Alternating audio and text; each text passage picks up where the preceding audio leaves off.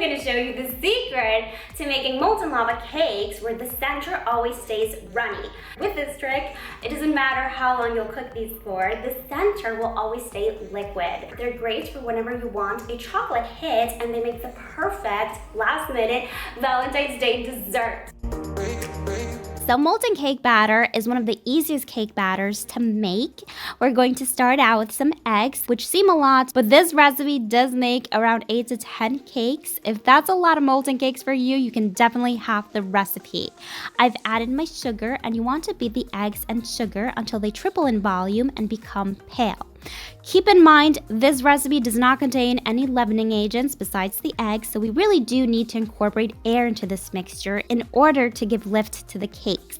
Once your eggs become pale, you can go ahead and add the melted chocolate and butter. I've melted both together in the same bowl, and your dry ingredients, which you always want to sift. If you're new to my channel, make sure to subscribe and click the bell. I post new videos every week. Okay, so you'll notice as you're mixing these ingredients that the chocolate will sink to the bottom of the bowl. So what I like to do is give the batter a good mix with my mixer or a whisk. But I do recommend you finish mixing the batter by hand with a spatula, scraping the bottom of the bowl so the chocolate incorporates well. Now you'll need some ramekins, disposable or not, it's up to you. However, whichever you decide to use, you need to butter them well or the cake will not pop out. So grease these well, and I do also like to dust them with some cocoa powder instead of flour. Now traditionally, you just fill up the ramekins and you're good to go. But if you've ever made molten lava cakes, you know that if you overbake them even slightly, the center will set completely, unfortunately, and you will not get that runny molten center. So I'm going to share with you a little sneaky trick for you guys,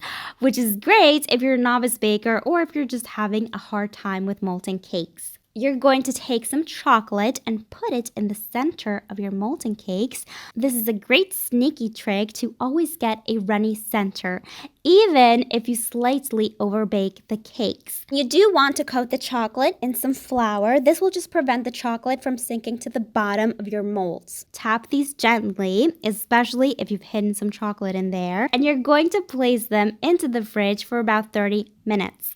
Now, the great thing about molten cakes is that you can make these up to 5 days in advance, put them in the fridge, and then bake them off whenever you want. How cool is that?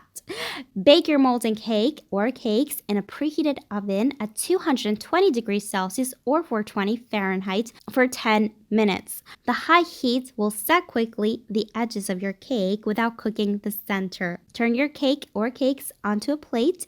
If you're using real ramekins, wear a kitchen glove or you will get burnt, and add a good dusting of powdered sugar or my favorite, vanilla ice cream. Vanilla ice cream with molten cake is such a winning combination. If you love molten lava cake as much as I do, I really hope you'll give this a try. It's so delicious and chocolatey, and the always liquid and molten center is just amazing.